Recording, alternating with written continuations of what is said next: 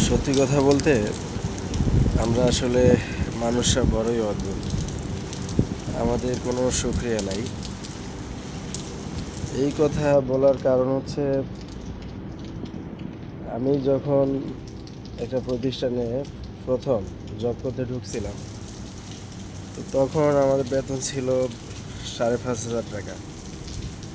তো এই বেতন তখন আমার কাছে মনে হয়েছে কি যে আসলে এই বেতনটা অনেক বিশাল কিছু আমার জন্য। কারণ তখন আমার কোনো ওয়ে ছিল না। আমার কাছে মানে সংসারের একজন ছেলে যখন বড় হয় তখন দেখা গেছে যে একটা সময় মানে ফ্যামিলির বোঝা হয়ে যায় যদি সে কিছু করতে না পারে। তো এই জন্য তখন আমার কাছে মনে হয়েছে যে আসলে অন্তত নিজের খরচটা তো বহন করা যাবে এটা দিয়ে। তো এটা আমার কাছে বিশাল কিছু মনে হয়েছে এবং আমি আল্লাহর কাছে হাজার লাখ কোটি শুকরিয়া আদায় জানাইছি। এরপরে যখন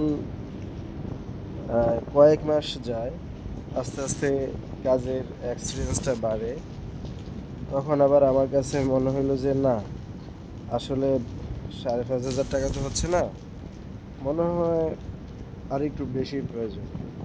যদি ১,০০০ অথবা ২,০০০ টাকা যদি কোনোভাবে যদি বাড়তো, তাহলে আমি বেশ ভালোভাবে থাকতে পারতাম, বেশ ভালোভাবে চলতে পারতাম।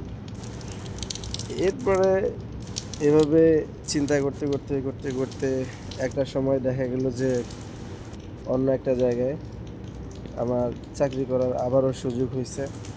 তো সেখানে ৫,৫০০ টাকা বেতন থেকে এক ধাক্কা, যেখানে আমি চিন্তা করতাম যে ৬,০০০ অথবা ৭,০০০ হইলেই আমার জন্য যথেষ্ট। তো তখন তখন আবার মানে ওই জায়গায় যখন গেলাম তখন সেখানে এক ধাপে ৯,৫০০ টাকা আমি পাওয়া শুরু করলাম। তো ৯,৫০০ টাকা যখন পাইলাম তখন তো মানে আল্লাহর কাছে আরও শুকরিয়া যে না, আমি যা চাইছি এখন তার থেকে অনেক বেশি পাইছি।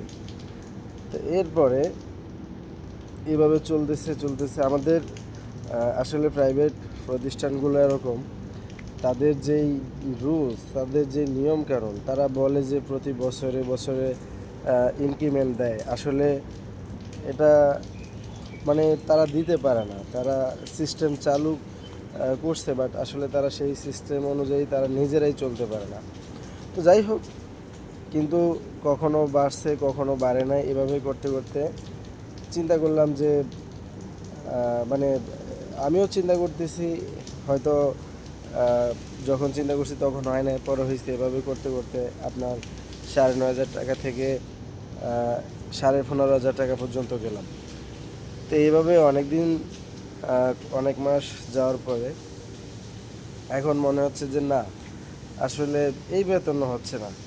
যদি আরও ২,০০০ টাকা বেশি পেতাম, যদি হয়তো বা একটা ভালো বাসা নিয়ে থাকতে পারতাম, মানে আরেকটু ভালো সুযোগ হতো। তো এই সমস্ত চিন্তা মাথায় আসে, কিন্তু কোনো আমিও আসলে সেভাবে চেষ্টা করি নাই, আর আমার সেইভাবে সুযোগও হয় নাই, সব কিছু মিলে সম্ভব হয় নাই। তো যাই হোক, অবশেষে আরেক জায়গায় যখন আসলাম তখন এইখানে দেখা গেছে যে এখন ২০,০০০ টাকা পাচ্ছি। এখন এই ২০,০০০ টাকা আমার কাছে প্রথম যখন ঢুকছি তখন মনে হলো যে না, আসলে এই ২০,০০০ টাকা মানে এখন হচ্ছে না। ঠিক আছে, তখন আমি খুবই এক্সাইটেড ছিলাম যে না, আমার এখন মানে আমার আর কোনো কিছুর অভাব হবে না। কিন্তু দেখেন, খরচের সাথে সাথে মানুষের আসলে মানে অর্থাৎ আপনার যেই ইনকামের সাথে সাথে আপনার খরচটাও কিন্তু বাড়ে। তো সব কিছু মিলে এখন ২০,০০০ টাকাও হচ্ছে না। তা এখন মনে হইতেছে যে না, আসলে মানুষের চাহিদার কোনো শেষ নাই। হ্যাঁ, এভাবে আমাদের চাহিদা সবসময় থাকবে এবং এটা আসলে শেষ হওয়ারও না। এই জন্য এখন ভাবছি যে আসলে এখন কি করা যায়। মনে হয় আসলে মানুষের জীবনটাই এরকম, কিন্তু এর ভিতরে আসলে অনেক কষ্টের সময় আমাদের পার করতে হয়।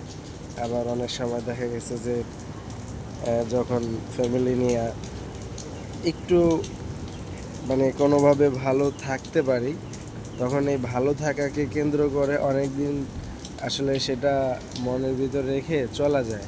বাট আপনি যদি সেই সুযোগটা যদি আপনার না হয়, তাহলে দেখা গেছে যে আপনি এখানেও আপনি হ্যাপি থাকতে পারবেন না এখানে।